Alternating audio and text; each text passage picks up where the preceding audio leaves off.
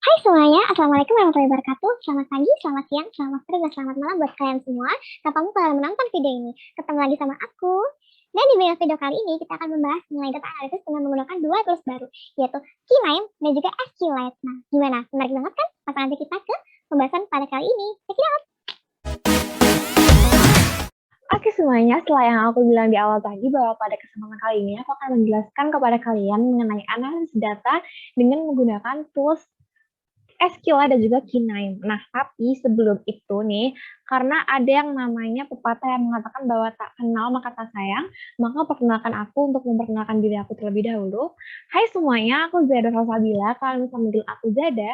Aku dari Universitas Diponegoro atau kalian kenal dengan nama Undip dan kampusnya ada di Semarang. Nah, di sini aku sudah mengikuti kurs KMNI yang bertopikkan tentang Mastering Data Analytics for Decision Making yang diadakan oleh Kampus Merdeka di Universitas Wijaya Kusuma, Surabaya. Nah, ini merupakan final project aku yang aku harap bisa membantu kalian semua untuk memahami lebih lanjut dan lebih dalam mengenai Keyline dan juga SQLite. Nah, kalian di sini bisa menghubungi aku melalui email official students undipnya aku, yaitu zadsb@students.undip.ac.id gitu ya guys. Jadi kalian bisa menghubungi aku di email itu ketika kalian ingin bertanya apapun soal aku, ataupun soal undip, ataupun soal project ini gitu. Nah, tapi sebelumnya aku mau jelasin dulu nih ke kalian. Kira-kira kenapa sih aku ngikutin course ini padahal sekarang aku lagi semester 5, yang mana itu lagi sibuk-sibuknya nih, yang katanya itu merupakan semester yang paling sibuk, paling hektik gitu kan ya.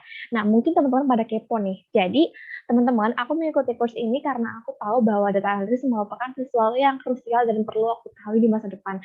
Karena kita tahu saat ini perkembangan zaman itu lagi sangat pesat-pesatnya dan semua teknologi lagi pada berkembang, dan kita pasti tahu nih bahwa di masa depan nanti yang paling mendominasi adalah teknologi, sehingga akan sangat dibutuhkan data analisis untuk kita sebagai seorang ekonom untuk menganalisis data yang berasal dari data-data yang sangat banyak, karena kita tahu nih perkembangan informasi di dunia digital saat ini itu sangat-sangat pesat, sehingga kalau kita nggak menguasai data analisis, maka kita akan semakin kesulitan untuk menganalisis data yang mana nanti juga akan kita gunakan sebagai hal-hal dasar dalam bisnis kayak gitu. Jadi jelas bahwa tujuan aku mengikuti KMMI Mastering Data Analytics for Decision Making ini adalah untuk memperdalam ilmu aku yang mana belum aku dapatkan di kuliah tentang data analisis, yang mana di sini menggunakan tools-tools yang sangat-sangat membantu aku dalam data analisis, yaitu ada SQLite, K9, juga ada Python, meskipun Python masih basic level ya,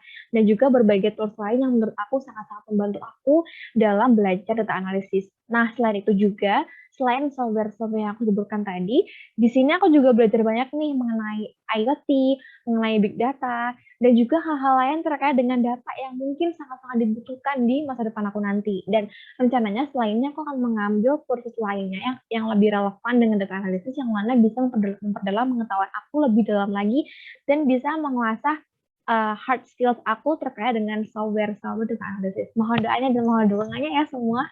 Oke, sekarang karena kita udah kenal nih, aku Zada, kalau udah kenal aku kan, jadi sekarang lebih enak nih kita ngobrolnya gitu. Nah, sekarang aku mau lanjut ke pembahasan kita selanjutnya. Tapi, mungkin kalian penasaran ya, kira-kira project aku tuh membahas tentang apa sih gitu. Nah, jadi untuk final project kali ini, aku akan membawa sebuah usaha akan membawa sebuah case tentang apa ya, akan membawa sebuah kasus tentang upaya marketing label musik yang bernama mymusic.id. Nah, mymusic.id ini bukan label musik yang secara nyata ada ya teman-teman, ini merupakan label musik fiktif yang aku ciptakan untuk memperdalam pengetahuan kalian dalam data analisis, karena kita tahu bahwa ketika kita latihan sesuatu, kita akan lebih memahami suatu hal ketika kita langsung terjun ke suatu kasus gitu. Nah, di sini Project Air ini akan berupa analisis data tahun 2009 hingga 2013 katakanlah milik My Music ID yang aku ciptakan ini, dan akan digunakan untuk penentuan strategi marketing oleh manajer pemasaran mymusic.id gitu. Nah, mungkin teman-teman juga penasaran nih ya, kira-kira data yang digunakan untuk mymusic.id ini apa sih gitu. Nah, tapi sebelum kita masuk ke data yang kita gunakan, sebelumnya kita harus tahu dulu nih latar belakang dari My Music ID ini, kenapa aku akan membawa kasus ini, kenapa aku menggunakan kasus fiktif ini sebagai pemahaman lebih dalam mengenai kasusnya, mengenai data analisis yang akan aku bawa.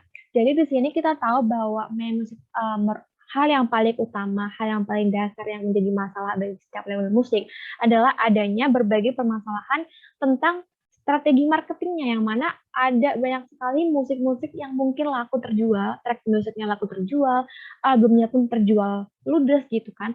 Tapi di sisi lain juga ada nih penyanyi-penyanyi tertentu yang memang dia label, yang memang dia tuh brandingnya kurang, atau mungkin dia kurang memiliki memiliki atensi dari publik nih, atau mungkin ada beberapa artis yang memang penjualannya itu tidak sebanyak artis lainnya gitu. Jadi ada yang namanya ketimpangan penjualan di label musik itu sendiri. Terutama untuk mymusic.id, mymusic.id saat ini itu sedang menaungi banyak sekali artis-artis yang mana mereka juga menciptakan musik mereka sendiri, mulai dari track hingga ke album. Namun saat ini, mymusic.id sedang mengalami suatu masalah besar nih, gengs. Kenapa? Karena seperti yang aku bilang tadi, bahwa label My Music ID ini sedang mengalami masalah berupa adanya ketimpangan penjualan antara artis satu dengan artis lainnya terhadap track-track musik mereka. Jadi ada yang laku banget, tapi ada juga nih yang nggak laku banget. Nah, karena itulah, mymusic.id saat ini sedang berusaha untuk menerapkan strategi pemasaran untuk meningkatkan engagement yang kuat untuk setiap artisnya, terlepas dari track yang dijual, kayak gitu. Nah, banyak sekali artis di bawah naungan mymusic.id ini yang memiliki popularitas di bawah rata-rata, yang penjualannya itu sangat-sangat rendah.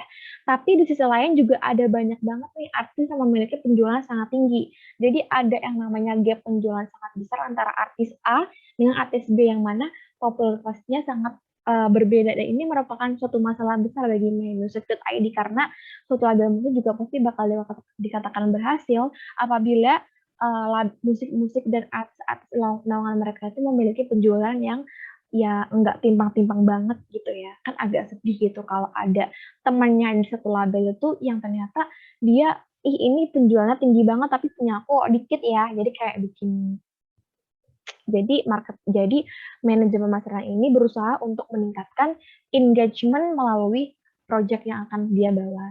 Nah, untuk menentukan strategi yang tepat ini, manajer pemasaran mymusic.id itu berniat membuat suatu project besar yang berupa analisis data, yang mana ini digunakan untuk menilai kuantitas penjualan artis selama periode tahun 2009 hingga 2013, dan juga untuk menentukan artis siapa saja yang kira-kira membutuhkan strategi khusus untuk penjualan, yaitu artis yang memang memiliki jumlah penjualan track atau album yang terendah di tahun-tahun tersebut.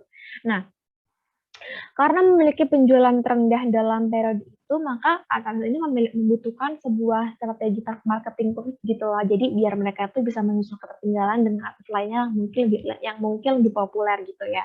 Nah, dalam membantu dan melengkapi strategi yang akan dibuat oleh manajer ini, manajer pemasaran ini kemudian membuat statistik penjualan track-track lagu untuk menilai kira-kira track-track lagu apa aja sih yang laku terjual selama tahun 2009 sampai 2013 nanti, yang mana dari analisis statistik ini akan digunakan sebagai bekal untuk menentukan strategi penjualan di tahun-tahun berikutnya gitu. Nah, FYI aja, metode analisis yang aku gunakan di kasus ini adalah metode analisis statistik deskriptif ya. Jadi di sini aku akan menentukan terlebih dahulu ukuran statistiknya, mulai dari ukuran statistik grafiknya sampai ke bagian deskripsinya. Jadi nanti aku juga akan menjelaskan mengenai pembahasan dari grafik-grafik yang akan aku hasilkan nanti dalam analisis aku gitu. Oke, mungkin itu untuk sedikit latar belakang mengenai kasus mymusic.id yang akan aku bawa pada sesi ini. Nah, selanjutnya kita akan mengetahui nih kira-kira rumusan masalah dari project ini tuh apa sih gitu kan. Kira-kira aku membawa suatu hal apa sih, tujuan apa sih untuk kasus ini. Nah, jadi rumusan masalah dan tujuan pada project final aku ini adalah yang pertama, untuk mengetahui kuantitas penjualan track lagu selama periode tahun 2009 hingga tahun 2013. Lalu yang kedua adalah untuk mengetahui kuantitas penjualan track dan album lagu milik setiap artis selama tahun 2009 hingga tahun 2013.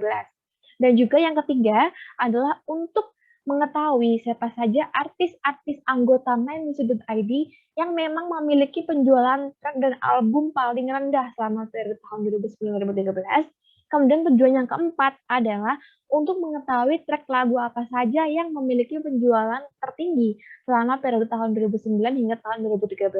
Dan yang terakhir yang kelima adalah untuk mengetahui kira-kira strategi apa yang akan diambil untuk menaikkan popularitas artis yang memiliki penjualan terendah dari tahun 2009 hingga 2013 di masa mendatang nanti.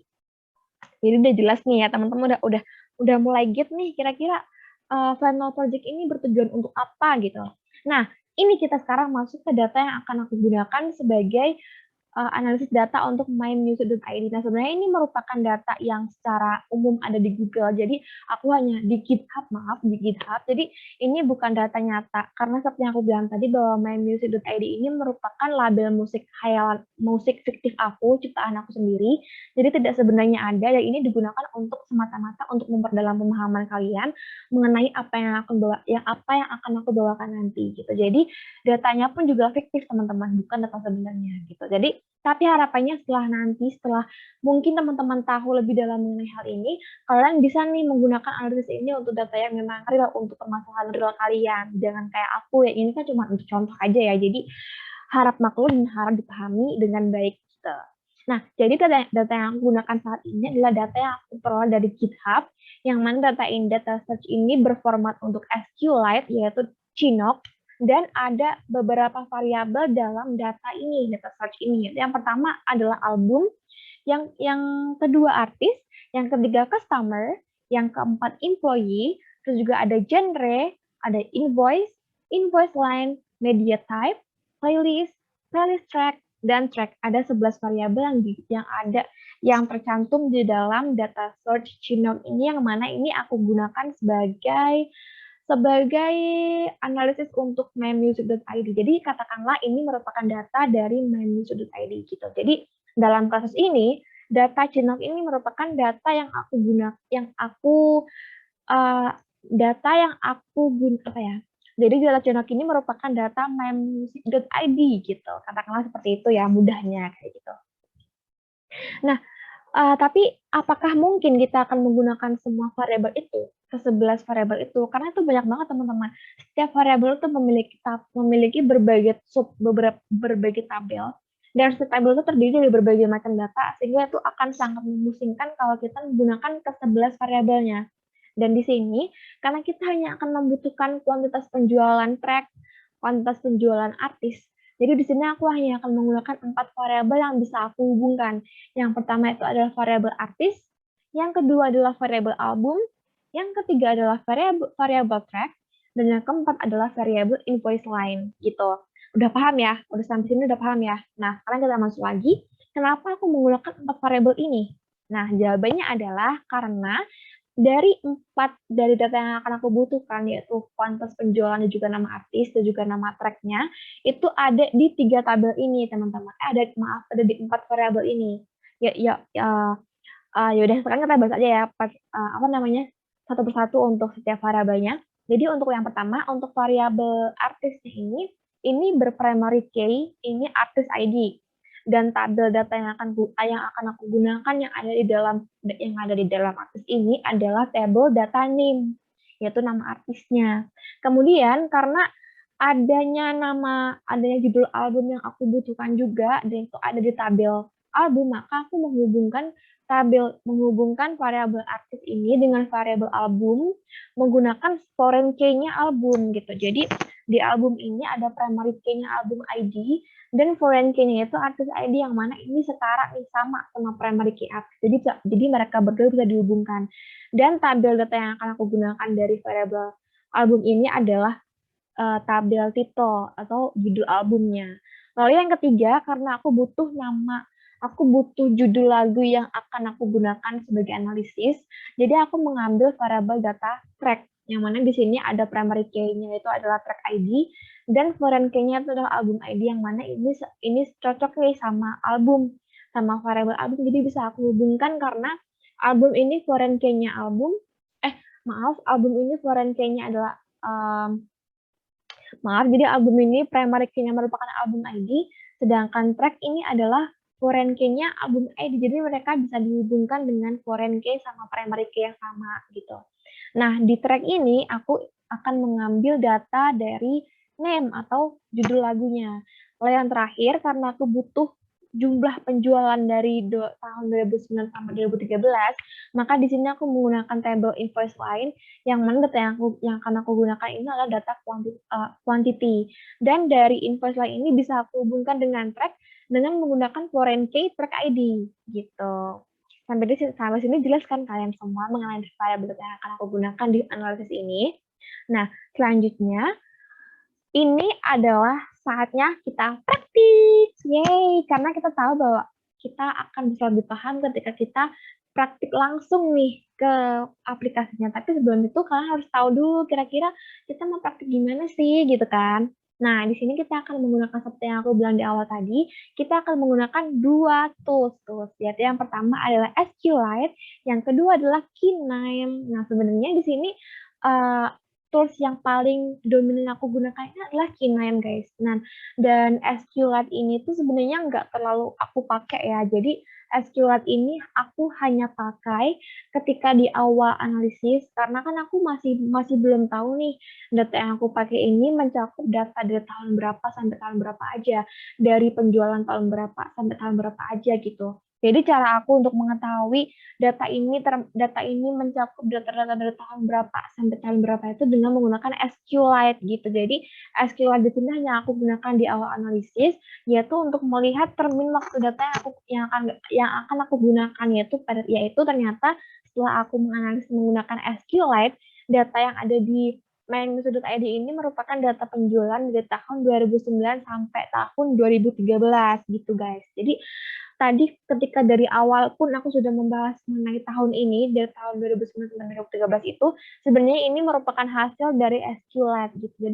Jadi kalau aku nggak menggunakan SQLite ini, aku nggak akan tahu nih ini tahun berapa gitu. Jadi itu merupakan hasil dari SQLite. Sedangkan untuk Keynyme nanti akan aku gunakan sebagai tools untuk analisis utama aku, yaitu berupa yang aku sebutkan tadi ya, yaitu analisis statistik deskriptif. Gitu guys. Jadi nggak perlu berlama-lama lagi. Sekarang kita langsung aja ke pembahasannya.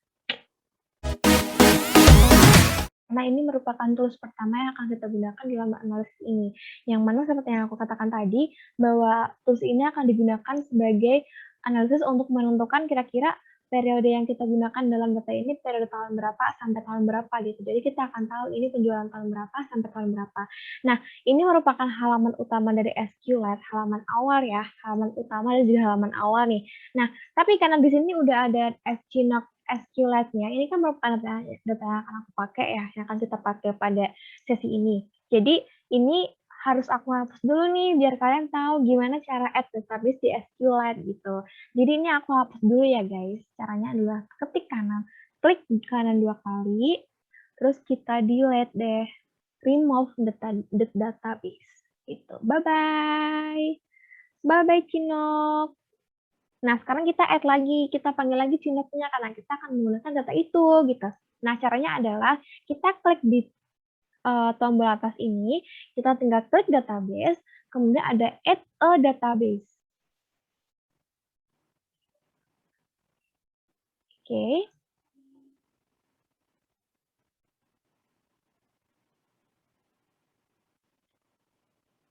Nah, ini sekarang kita tinggal upload database-nya yang udah kita save di dokumen kita nih.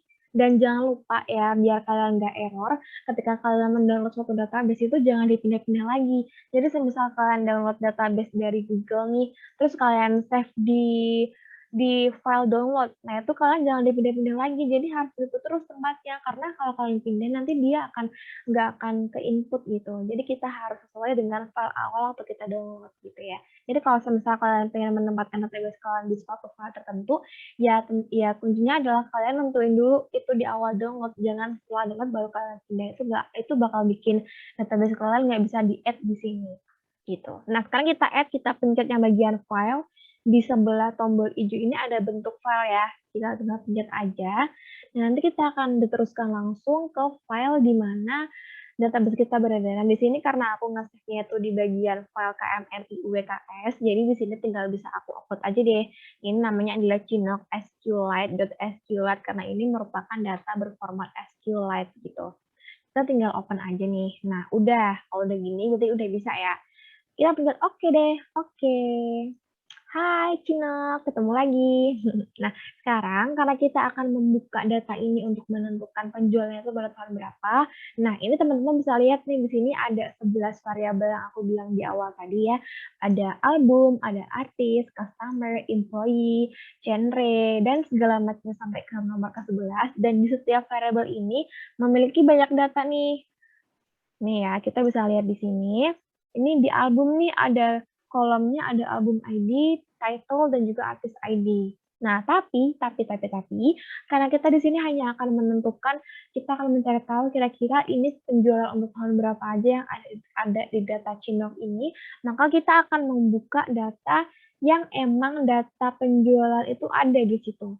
Nah, di sini untuk Chinok ini, data atau tahun penjualan untuk data untuk waktu penjualan itu ada di bagian invoice gitu guys.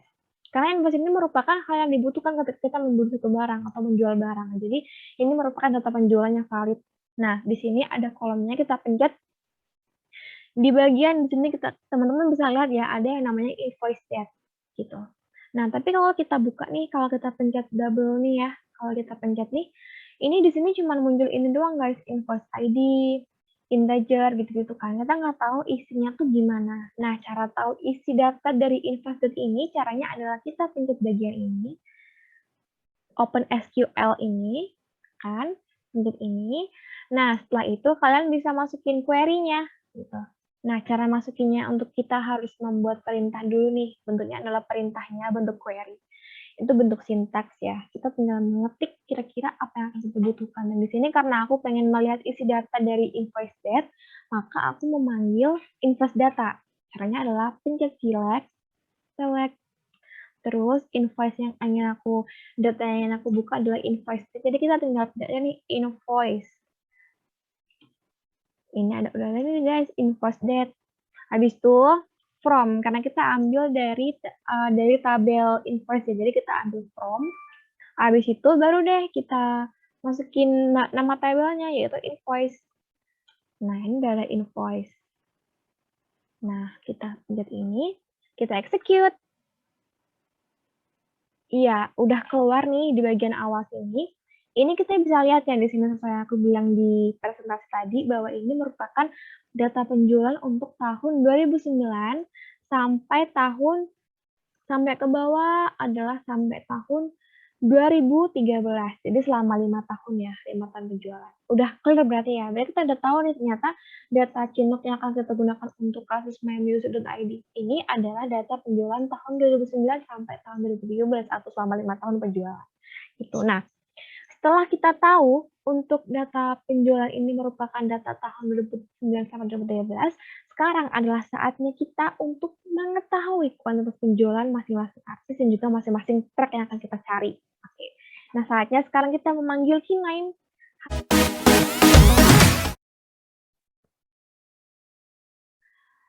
Oke, sekarang kita lanjut ke tools yang paling utama dalam mengisi ini, yaitu apalagi kalau bukan K9. Nah, jadi K9 ini kayak gini guys, ini merupakan tampilan awal dari K9. Kayak gini, welcome back K9. Nah, sekarang caranya bagi kita untuk membuat project itu di K9 adalah dengan kita menciptakan terlebih dahulu yang namanya workflow. Caranya gimana? Yang pertama kita cek dulu nih di bagian, kita pencet dulu nih di bagian sini, di bagian yang ikutin kursor aku ya, di bagian new. New ini, nah sekarang kita pencet, ada yang namanya New K9 Workflow. Kita pencet deh. Nah, bisa kita namain project workflow kita, biar lebih gampang dicari dan lebih beda aja gitu dari yang lain. Sekarang di sini mau aku namain project final Zada. Kita finish. Setelah itu, workflow kita akan muncul di halaman Kinaim. Nah, sekarang udah kayak gini, kita bisa manggil SQLite connector ke bagian workflow sini. Karena kan kita tadi pakai datanya data SQLite ya guys. Jadi kita nggak bisa nih kalau kita pakai konektor lain. Begitu pula ketika kita menggunakan konektor SQLite, maka kita juga harus menggunakan data format data search SQLite. Kita nggak bisa pakai data search lain gitu guys. Nah, caranya gimana sih buat manggil SQLite connector ini? Nah, caranya kita tinggal drag and put aja nih SQLite connector-nya kita drag and put di bagian workflow kita. Nah, kalau udah, sekarang ini kan masih dalam bentuk kosong nih, masih bentuk kosongan, belum berisi database. Caranya adalah kita isi dulu dengan database kita. Caranya dengan pencet kanan, configure, terus kita nanti akan ada bagian untuk memilih bagian filenya, itu di bagian path. Nah, di sini kita tinggal pencet aja nih browse-nya. Nah, karena data aku tuh aku simpen di bagian di spesi, di bagian course. Jadi langsung aja kita pencet ya. Course.azada, terus juga ada di bagian course. Nah, di sini ada KMMI. Nah, sekarang udah ada nih data-data yang udah aku punya di sini. Karena kita memakai Cino, maka kita pencet Cino. Open. Oke deh. Nah, kalau udah,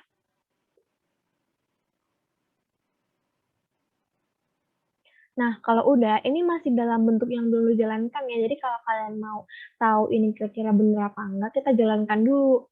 Kalau lampu indikatornya berwarna hijau itu berarti benar.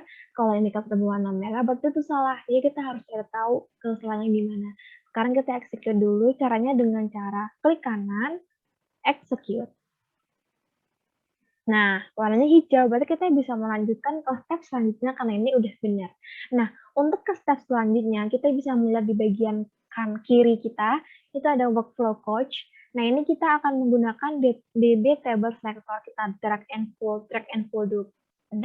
put di bagian sini. Karena kan tadi kita akan menggunakan 4 tabel, 4 variabel ya. Ada artis, ada album, ada track, dan juga ada invoice lain, maaf. Nah, jadi kita akan menggunakan 4 tabel. Nah, di sini kita akan dengan menggunakan Kinan ini, kita akan menggabungkan 4 tabel itu. Nah, caranya adalah kita menghubungkan dulu nih yang saling berhubungan, yang tadi udah aku jelaskan di bagian PowerPoint, itu ada kunci-kuncinya yang saling menghubungkan. Langsung aja, karena kita membutuhkan 4, jadi kita harus copy paste dulu nih, ini untuk jadi 4 table selector. Kita copy paste dulu, CTRL-C, CTRL-V, V lagi. Nah, udah. Ini udah 4 nih. Kita tata aja deh. Tata dulu. Ke sini. Terus ke sini. Nah, karena ini merupakan bagian dari SQL itu, jadi kita harus hubungkan nih guys penghubungnya. Karena kalau kita nggak dihubungkan tuh dia nggak akan nyambung sama database kita. Jadi kita hubungkan dulu dengan ini. Hubungkan. Gitu. Terus ini hubungkan. Ini hubungkan. Di bagian bawah sini ya. Bagian sini. Udah. Maaf ini belum ke drag ya. Ke sini. Iya. Belum. Kok lara terus ya dia ya. Nah, udah nih, udah terhubungkan nih 4 nih ya, guys. Nah, sekarang ini kan masih bentuk tabel kosong nih, belum kita isi pakai database kita. Jadi sekarang karena kan kita memiliki ada 11 tabel ya, ada 11 tabel.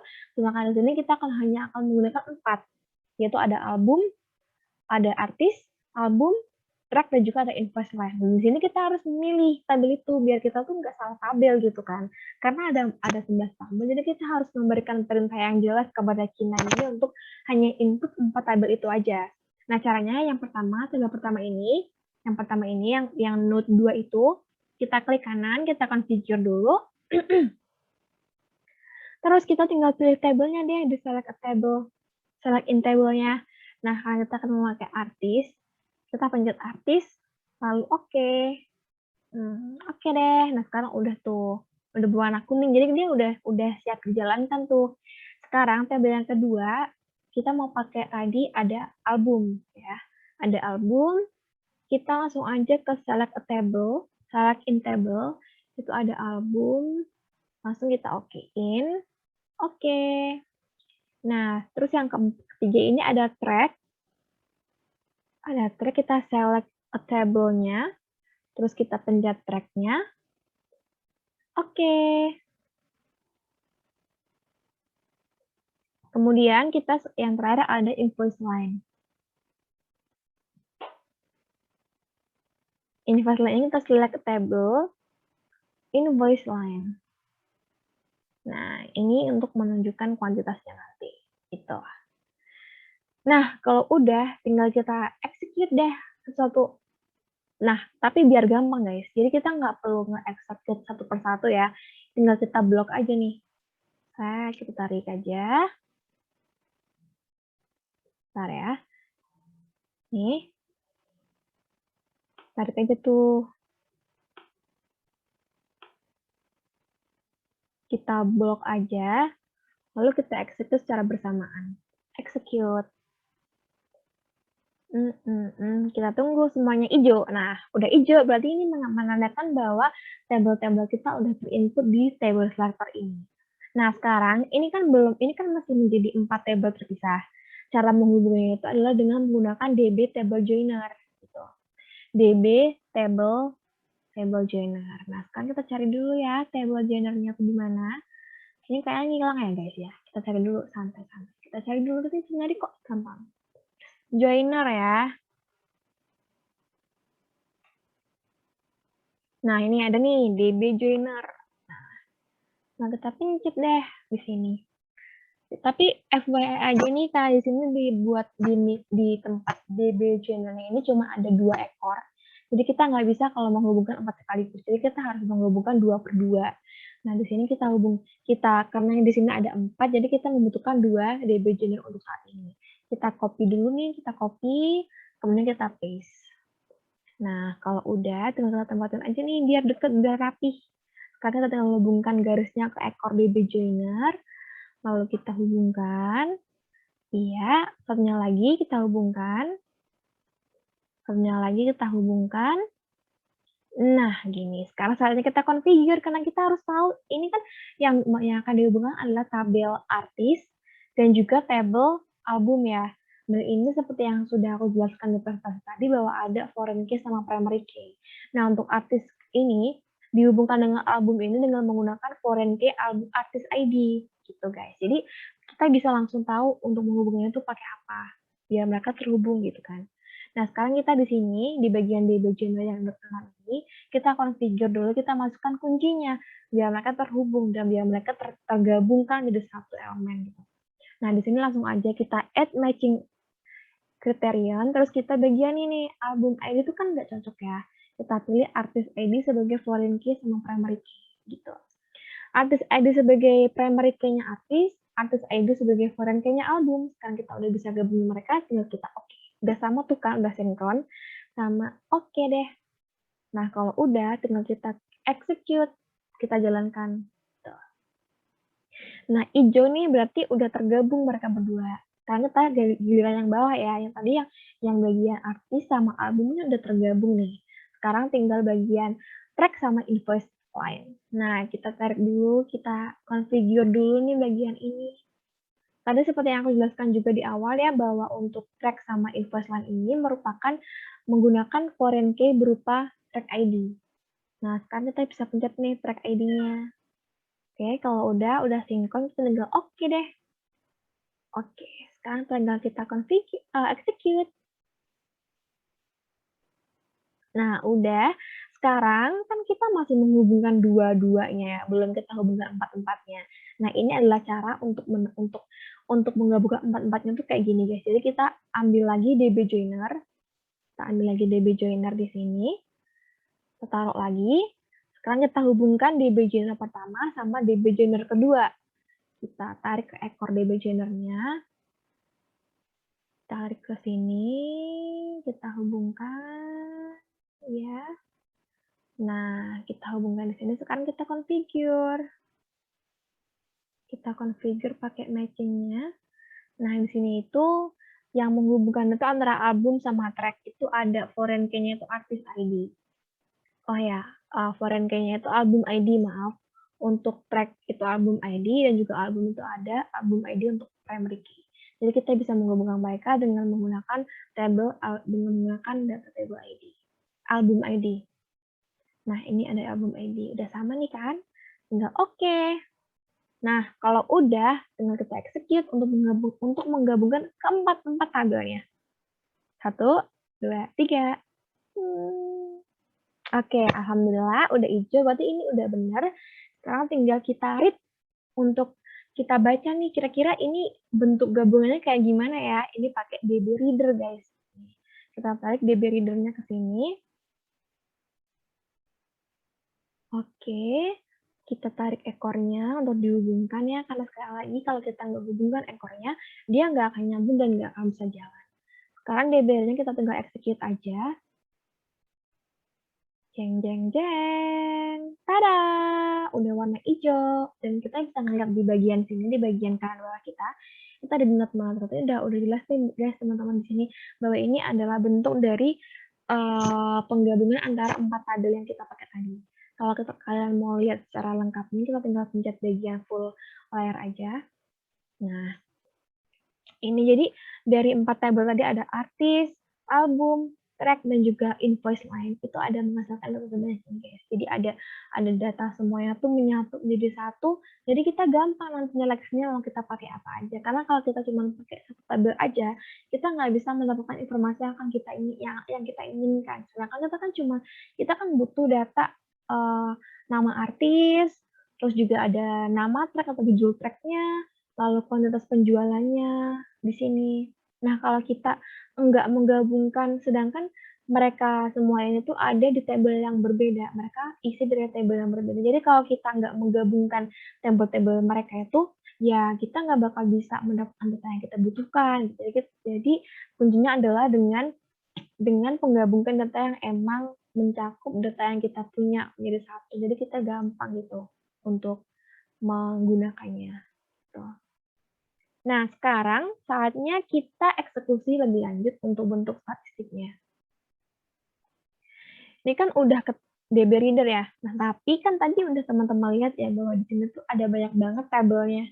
Jadi ada ID, artis ID, name, album ID, dan segala macamnya sampai banyak banget, sampai lebar gitu kan. Jadi agak pusing juga ya kalau kita harus menilai sebanyak itu. Jadi kita bisa menyeleksi kira-kira yang akan kita gunakan tuh apa aja. Nah, ini bisa menggunakan kolom filter.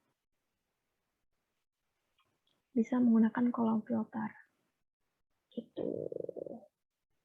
Bentar ya. Bisa menggunakan kolom filter. Oke. Kita bisa menggunakan kolom filter, taruh di sini biar rapi. Kita hubungkan ekornya.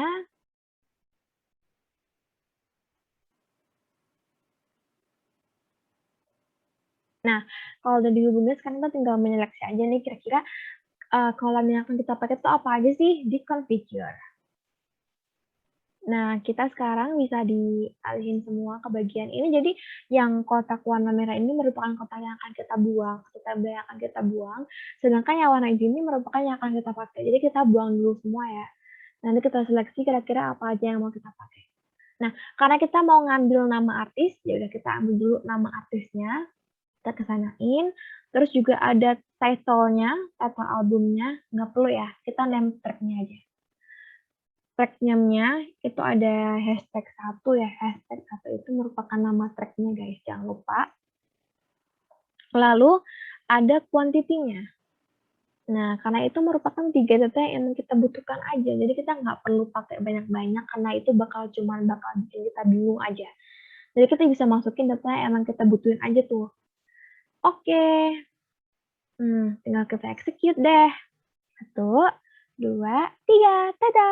Nah, kalau udah, nanti kalian bisa ngeliat di sini, di bagian-bagian kanan bawah, itu ada, udah terseleksi ya tabelnya jadi menjadi 3 doang, guys. Gitu. Oke, ini untuk ini ya. Tapi, karena kita kan tadi mau pakai, mau nyari kuantitas penjualan terpisah untuk data artis sama track. Jadi kita di sini bisa pakai 2 cabang. Ini mungkin bisa untuk cabang artisnya. Nanti kita bisa pakai cabang kedua untuk cabang ini. Cabang apa? Cabang yang bagian tracknya ya guys. Nah, ini kita bisa pakai kuantitasnya lagi. Kita bisa masukin kuantitasnya. Album ID, ini track ID, komposer. Oke, dah.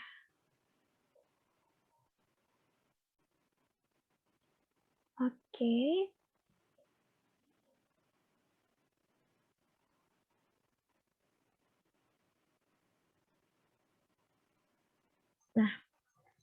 Nah, karena ini kan kita masih menyatu ya antara name artis sama name track-nya atau judul lagunya menjadi satu. Jadi kita harus memisahkan terlebih dahulu untuk kita tahu statistiknya secara terpisah. Jadi kita bisa bikin 2 cabang. Nah, di sini aku pengen bikin 2 cabang dulu, kita bisa ngefilter dulu ya, karena kita di sini cuma mau pakai yang nama artis sama nama track secara terpisah. Jadi kita bisa pisah dulu. Nah, ini bisa dipakai raw filter. Bisa pakai raw filter. Nah, ini. Oke, ini bagian raw filter. Raw filter. Kita cari dulu. Nah, ini merupakan raw filter yang akan kita pakai. Kita tarik deh. Oke, karena kita butuh 2 ya, 2 cabang, jadi kita copy paste langsung, copy. Kita copy paste di sini. Sekarang kita hubungkan nih kedua ekornya biar mereka nyambung lagi dong. Kita tarik ekornya.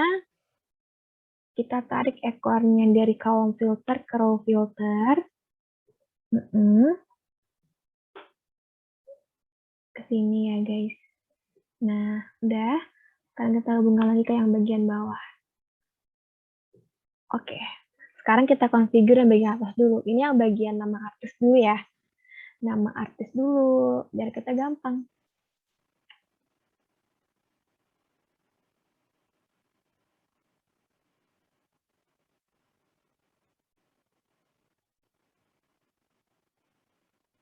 Oke. Tapi sebenarnya kalau emang ini nggak butuh sesuatu yang emang perlu diurutkan kayak gini, kita langsung aja ke bagian group by. Jadi kita batalin aja ya bagian raw filter ini, karena ini bakal bikin ribet. Jadi langsung aja kita ke bagian group by. Maaf ya kita bye-bye raw filter.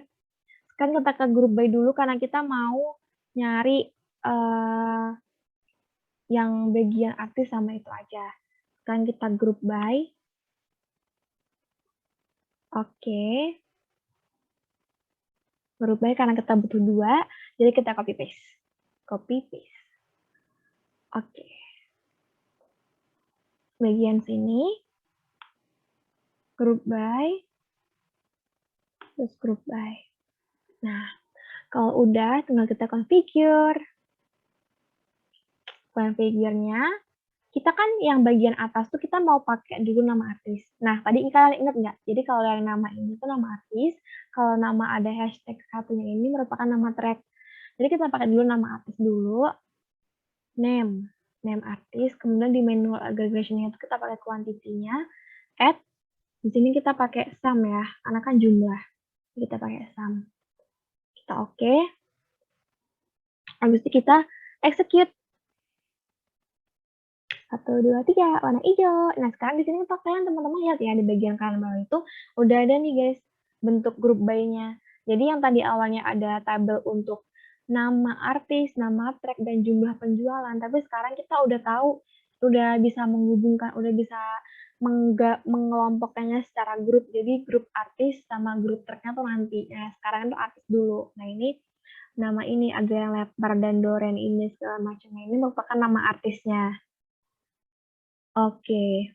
Oh, nama track, maaf. Ini ini track ya, guys. Maaf, aku kebalik. Jadi, maaf banget, aku kebalik. Jadi, yang ini nama tracknya, nah ini yang bawah nama artisnya. Jadi, mungkin kita bisa ubah dulu kali ya, biar kita lebih gampang. Nah, ini karena kita tadi kebalik, jadi kita ternyata yang name ini tuh merupakan nama track.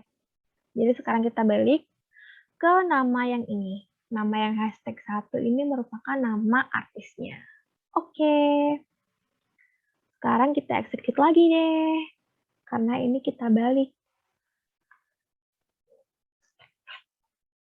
Sekarang udah kelihatan nih guys. Jadi udah ada namanya. Di bagian kanan bawah kalian bisa lihat. Ini udah grup berdasarkan nama artisnya ya. Ada nama artisnya dari penjualan dan juga jumlah penjualannya. Ini merupakan, nah, udah kelihatan nih. Oh, ini nama track guys. Ternyata bener yang tadi. Oh, ternyata bener yang tadi ya. Oh, bener-bener. Jadi maaf banget aku kebalik lagi. Ternyata yang nama artis itu merupakan ini, yang namanya name aja. Maaf ya, ini kebalik lagi. Jadi kita pakai yang name dulu. Kita pakai yang name ini karena ini merupakan nama artis. Oke. Oke, ini nih agak susahnya kalau kita pakai data yang namanya sama. Jadi gampang banget kebalik-balik. Kita execute. Sekarang bagian bawah, sekarang giliran nama tracknya. Nama track itu yang ada hashtag satunya. Sekarang kita akan manual aggregation ke quantity, add, terus ke bagian sum. Oke. Sekarang kita okein. Sekarang kita execute. Nah, udah. Jadi, yang bagian atas ini adalah penjualan untuk setiap artis ya. Untuk artis ada artis AC/DC dan segala macamnya, ini bukan nama artis ya. Dan juga dengan berbagai jumlah penjualan yang masih sangat acak, masih belum urut gitu. Kemudian yang bagian grup B bawah, ini yang menggambarkan tentang pengelompokan dari track. Nah, kita bisa lihat di bagian kanan bawah. Dan nama-nama tracknya. Nah, ini nama-nama track beserta jumlah penjualannya. Gitu. Dan juga belum urut. Nah, sekarang saatnya kita mengurutkan mereka. Nah, kita gampang nih menilai grafiknya tuh kayak gimana. Nah, caranya kita sort dulu nih. Di sorter, pakai sorter kita tarik. Sorternya kita tarik ya. Ke sini. Karena kita butuh 2, kita langsung aja copy paste. Nah, ini tinggal kita gabungkan lagi ke sini. Tarik ekornya. Oke, sekarang yang bawah juga jangan lupa. Nah, sekarang saatnya kita configure, kita nentuin ini mau diurutin yang kayak gimana. Oke, kita urutkan sesuai dengan kuantitas penjualan. Karena yang nama artis ini aku pengen melihat data dengan artis penjualan terendah, jadi aku pengen melihat yang paling terendah dulu ke paling tinggi. Jadi kita ascending ya. Oke, sekarang kita execute. Nah, sekarang kalian lihat nih di bagian kanan bawah udah ada hasilnya. Jadi ini hasil dari kita ngurutin dari rendah ke tinggi. Udah tuh, udah urut kan nggak kayak tadi, jadi lebih gampang kita nilainya kalau udah urut kayak gini. Nah, sekarang kita ngurutin yang bagian track. Nah, ini tracknya kita urutin dulu biar kita juga gampang gitu. Nah, ini diurutkan berdasarkan kuantitas penjualannya. Dan karena aku pengen ngeliat track dengan penjualan tertinggi dulu, jadi aku urutnya descending, menurun. Karena pengen lihat yang tinggi dulu, baru terendah. Gitu. Oke, sekarang kita execute. Nah, udah muncul nih di bagian bawah. Ini adalah hasil dari sorter kita. Nah, ini menghasilkan track dengan penjualan tertinggi. Gitu. Nah, ini nama-nama tracknya. Ada The Trooper, Eruption, dan segala macamnya. Ini merupakan track dengan penjualan tertinggi selama periode tahun 2009 sampai 2013. Nah, sekarang saatnya kita kalau baca data-data gini kan agak susah ya. Jadi kita lebih gampang kalau baca pakai bar chart. Nah, sekarang kita bikin bar chartnya dulu ya. Caranya kita tinggal panggil fungsi bar chart. Bar chart. Nah, udah ada nih. Tinggal kita tarik deh. Drag and put bagian sini. Nah, karena kita butuh 2, langsung aja kita copy paste ya. Copy paste. Oke, langsung kita hubungkan ekornya deh ke sorter tadi yang udah kita urutkan. Ingat ya guys, penting banget dari kalian untuk menghubungkan ekor sebelum kalian execute. Karena kalau kalian belum dihubungkan ekornya, kalau kalian execute, ya nggak akan jalan. Gitu. Itu ya adalah konsepnya Kinem. Jadi saling mengekor-ekor. Saling berhubungan dengan ekor. Nah, sekarang kita bagian dulu yang bagian track ya. Kita configure dulu. Nah, di sini kita mau mengkategorikan berdasarkan namanya, ya kan? Kategori kolom misalkan nama. Kalau kita sum, nah ini diurutkan berdasarkan kuantitasnya. Sekarang kita okein deh. Oke, kita execute. Ke yang bawah, sama kayak tadi, kita urutkan berdasarkan nama, tapi diurutkan menggunakan itu. Sumnya, sum kuantitas, oke. Execute. 1, 2, 3. Oke, udah semuanya. Sekarang tinggal kita lihat nih bentuk bar chart-nya untuk kita tahu apa yang tertinggi dan apa yang Oke guys, jadi kayak gitu cara kita menggunakan SQL dan juga Kinem ketika kita akan menggunakannya sebagai tools data analisis. Dan tadi kita juga udah menentukan nih tentang bar chart dari Kinem itu sendiri seperti apa.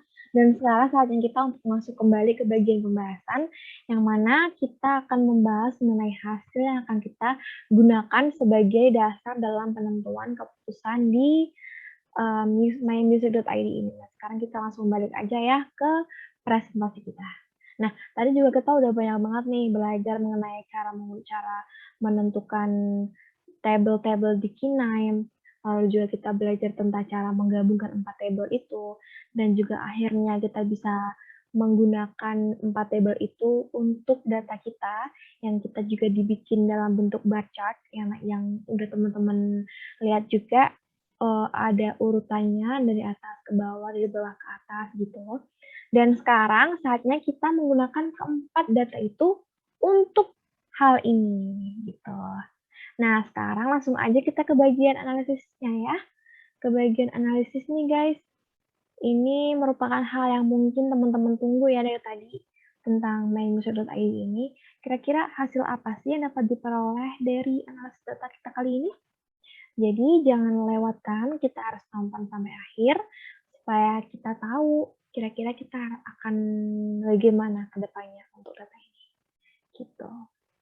Nah, itu adalah praktik ya tadi. Kita udah praktik, dan sekarang saatnya menggunakan ini untuk analisis dan pembahasan hasil. Nah, ini merupakan hasil dari SQLab yang mana kita mendapatkan hasil bahwa ini periode waktunya adalah 2009 sampai 2013. Lalu kita menggunakan Kinem juga untuk tools utama. Di sini kita menghasilkan bar chart yang mungkin udah teman-teman lihat tadi di aplikasi Kinem. Yang atas ini merupakan kuantitas penjualan kuantitas penjualan karya artis selama periode 2009 sampai 2013. Lalu juga yang bawah ini merupakan bar chart untuk penjualan berdasarkan track dari tahun 2009 sampai 2013. Nah, sekarang kita saatnya menggunakan kedua bar chart ini deh untuk analisis kita. Nah, dari bar chart itu tadi kita bisa menyimpulkan, ada pembahasan di sini, bahwa kita bisa menyimpulkan bahwa track dengan penjualan tertinggi selama periode 2009 sampai 2013 itu ada 5 tertinggi, yaitu ada The Trooper, Sure Know Something, Hello It Be Thy Name, ada Eruption, dan juga The Number of the Beast. Itu untuk track tertinggi penjualannya selama tahun 2009 sampai 2013. Nah, ini adalah penjualan terendah untuk artisnya, yaitu ada Yo-Yo Ma, Yehudi Menuhin, The Posies, The King Singers, dan juga The 12 Cellies of the Berlin Philharmonic. Nah, sekarang kita udah tahu nih ya, kira-kira kita mau gimana nih data itu. Jadi, kesimpulan yang dapat kita ambil dan pengambilan keputusan dari data itu adalah jeng. Nah, ini dia keputusan yang akan diambil oleh manajer pemasaran Mindset ID. Jadi, berdasarkan data tadi yang menghasilkan bahwa ada 5 artis dengan penjualan tertinggi, maaf, ada 5 artis dengan penjualan terendah dan juga ada 5 track dengan penjualan tertinggi, maka strategi pemasaran yang akan diambil oleh oleh manajer pemasaran ini adalah bahwa manajer ini akan menentukan menangani rendahnya engagement dan popularitas kelima artis tersebut dengan cara bekerja sama dengan manajer produksi untuk membuat suatu proyek pemasaran berupa pengeluaran single baru untuk setiap artis dengan penjualan terendah tersebut dengan cara remix atau cover lagu dengan pilihan kelima track lagu dengan penjualan tertinggi itu.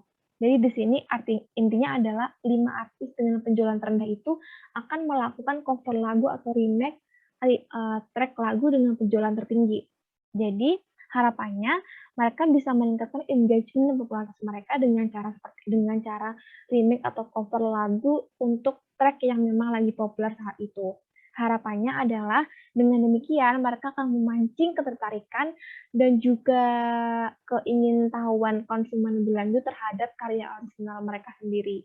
Dan hal ini dapat dilakukan juga dengan cara bernyanyi solo ataupun juga bisa dengan berdua dengan penyanyi asli dari track yang akan dia nyanyikan dalam single terbaru itu. Jadi ini merupakan strategi yang akan digunakan oleh manajer pemasaran untuk meningkatkan engagement dari kelima artis yang penjualannya terendah itu dengan menggunakan remake atau cover lagu untuk 5 track yang memiliki popularitas tertinggi atau penjualan tertinggi. Jadi gitu. Jadi itu merupakan keputusan yang akan diambil oleh manajer pemasaran Magazine.id. Nah, mungkin ini merupakan akhir dari pemaparan aku pada sesi kali ini. Terima kasih untuk perhatian kalian, tapi tunggu dulu. Tunggu. Mungkin kalian kepo nih kira-kira apa sih sebelum ditutup? Nah, di sini aku pengen ngomong sesuatu nih. Mungkin ini bukan sesuatu yang perlu kalian lewatkan. Bukan sih, ini bukan sesuatu yang harus kalian lihat, harus kalian dengar. Karena dengan ini aku akan memberikan kepada kalian tentang testimoni aku nih, kira-kira apa aja sih yang aku dapatkan dari kursus ini gitu. Nah, jadi teman-teman, sebelum aku menutup video ini, izinkan aku untuk memberikan sepatah dua patah kata, bukan dua patah kata, tapi dua patah sambut kesan pesan lah untuk KMLI ini. Jadi seperti yang teman-teman tahu dari awal bahwa di sini aku sedang mengikuti kurs Master Data Analytics for Decision Making yang diadakan oleh Kampus Merdeka di UWKS atau Universitas Wijaya Kusuma Surabaya yang ada di Surabaya. Nah, di sini aku sebagai salah satu peserta KMMI course Mastering Data Analytics for Decision Making ini sangat-sangat merasa bangga menjadi bagian KMMI UWKS ini. Karena apa? Karena di sini aku sangat-sangat merasa menjadi orang yang lebih terdepan daripada yang lain. Karena di sini aku belajar hal yang memang tidak orang lain pelajari di kuliah pada umumnya, di kuliah akuntansi pada umumnya. Dan di sini aku merasa terdepan karena dengan aku belajar ini, aku bisa memahami banyak hal yang memang tidak pernah bisa aku dapatkan di kuliah aku gitu. Dan aku bisa belajar banyak hal banget di sini, mulai dari data analytics itu apa, IoT, big data, dan juga bahkan sampai ke praktikum software-software dalam data analytics, seperti SQL tadi, K9, Python bahkan, atau mungkin yang lainnya, yang tidak bisa aku sebutkan di sini atau satu karena saking banyaknya ya. Jadi aku sangat-sangat bangga menjadi bagian dari KMF UKS ini. Dan kesan aku mungkin aku sangat-sangat senang menjadi bagian dari KML ini karena selain aku bisa meningkatkan hard skills aku juga bisa meningkatkan pengetahuan aku tentang data analytics ke depan. Jadi setelah ini aku nggak buta-buta banget nih soal data analysis dengan software ataupun dengan analisis yang biasa. Jadi istilahnya dengan kursus ini tuh akan dapat membuka wawasan aku lebih luas lagi tentang subjek, tentang objek yang emang belum pernah aku dapatkan di kuliah aku pada umumnya, kayak gitu. Dan kemudian aku sebagai peserta sini juga akan memberikan suatu pesan kepada KMMI UWKS ini biar lebih baik lagi ke depannya. Jadi pesan aku sebagai salah satu peserta KMMI UWKS ini adalah mungkin ke depannya bisa memberikan jadwal yang lebih bersahabat lagi kepada mahasiswa karena nggak sedikit mahasiswa yang terkendala untuk mengikuti kursus ini di hari kuliah biasa, yaitu hari Selasa dan juga Senin. Karena pada dasarnya kami memang sudah memulai kuliah kami masing-masing, sehingga di masa itu, di waktu kursus itu pun seharusnya kami eee, sudah sibuk sama kuliah kami, sehingga itu dapat membuat, apa ya, kehadiran kami ke KMMI ini pun juga akan semakin bercabang gitu antara kuliah sama KMMI. Jadi fokus kami akan terpecah. Oleh karena itu untuk kedepannya mungkin untuk kursus ini harus, bisa diadakan di hari weekend seperti Jumat, Sabtu, atau Minggu, dan juga dengan pertemuan yang lebih, eee, tidak sepadat periode sekarang. Karena untuk periode sekarang ini, pertemuannya itu sehari itu bisa menghadirkan 2 sesi, yaitu pada jam 1 sampai jam 4 dan jam 6 sampai jam 9. Dan menurut kami, juga menurut aku pribadi sebagai mahasiswa, itu merupakan sesuatu yang melelahkan dan juga bisa menghadirkan Zoom fatigue sendiri dari kami. Jadi, harapannya semoga untuk pihak KMM UWKS ini ke depannya bisa memberikan jadwal yang lebih bersahabat lagi kepada mahasiswa, sehingga dari kami pun akan lebih senang hati untuk menghadiri KMM ini sampai tuntas. Tapi overall, aku senang banget karena bisa bergabung menjadi bagian KMM UWKS ini, dan mungkin selainnya aku bakal mengambil kursus lain yang relevan dengan data analisis. Oke guys, jadi itu aja yang ingin aku sampaikan di video kali ini. Mohon maaf apabila salah, hilaf, dan kurangnya video aku dan kurangnya pembahasan aku. Yang mungkin kurang kalian pahami, aku mohon maaf. Dan cukup sampai sini aja pembahasan aku. Sampai jumpa di video lainnya dan bye-bye.